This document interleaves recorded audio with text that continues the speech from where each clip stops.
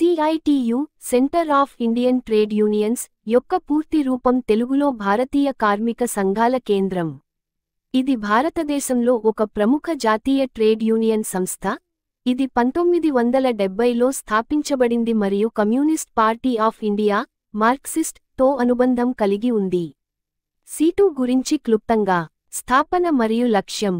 Seat 1970 మే 30న మనోరంజన్ రాయ్ మరియు ఇ. బాలనందన్ నేతృత్వంలో స్థాపించబడింది. దీని ప్రధాన లక్ష్యం కార్మికుల హక్కులను రక్షించడం, వారికి సమాన వేతనం, మెరుగైన పని పరిస్థితులు, సామాజిక భద్రత మరియు సోషలిస్ట్ ఆదర్శాలను ప్రోత్సహించడం. సభ్యత్వం.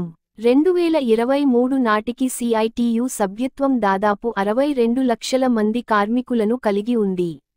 ఇది తెలంగాణ, ఆంధ్రప్రదేశ్, కేరళ, పశ్చిమ బెంగాల్, త్రిపుర, తమిళనాడు మరియు కర్ణాటక రాష్ట్రాలలో బలమైన ఉనికిని కలిగి ఉంది. తెలంగాణ మరియు ఆంధ్రప్రదేశ్లో ఇది మధ్యస్థ ప్రభావాన్ని కలిగి ఉంది. కార్యకలాపాలు. సిఐటియు వివిధ పరిశ్రమలలో ఉక్కు, ఔషధం, బొగ్గు, విద్యుత్, నిర్మాణం, రవాణా, వస్త్రాలు మొదలైనవి కార్మికులను సంఘటితం చేస్తుంది.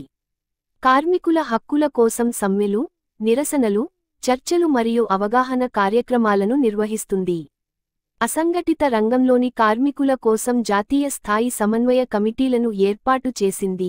ఇందులో 60% కంటే ఎక్కువ మంది అసంఘటిత కార్మికులు ఉన్నారు. సిఐటియు సామాజిక లక్ష్యాలు. సిఐటియు సోషలిజం ఆదర్శాలను ప్రోత్సహిస్తూ, ఉత్పత్తి, పంపిణీ మరియు వినిమయ సాధనాలను సామాజికీకరించడం ద్వారా కార్మిక వర్గ శోషణను నిరోధించాలని విశ్వసిస్తుంది. కార్మికులకు ఆరోగ్యం, విద్య, శిక్షణ, సామాజిక భద్రత మరియు లింగ, మత, కుల ఆధారిత వివక్షను నిర్మూలించడం వంటి కార్యక్రమాలను చేపడుతుంది.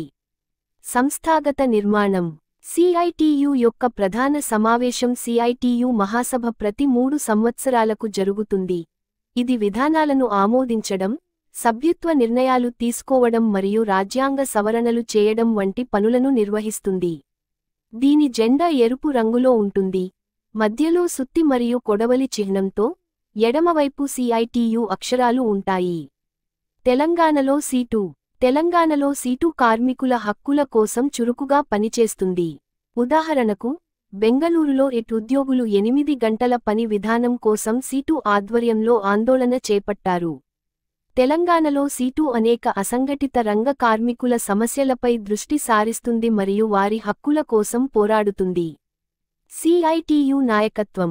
ప్రస్తుతం తపన్ కుమార్ సేన్ జనరల్ సెక్రటరీగా, కె. హేమలత అధ్యక్షురాలిగా ఉన్నారు. హేమలత సీటు యొక్క మొదటి మహిళా అధ్యక్షురాలు. సిఐటియు ప్రచురణలు. సిఐటియు నెలవారీ పత్రిక వర్కింగ్ క్లాస్ను ప్రచురిస్తుంది. ఇది కార్మిక సమస్యలపై అవగాహన కల్పిస్తుంది. సీటు భారతదేశంలో కార్మిక వర్గ శ్రేయస్సు కోసం నిరంతరం కృషి చేస్తూ, సోషలిజం ఆధారంగా సమాజంలో శోషణను అంతం చేయడానికి పనిచేస్తుంది.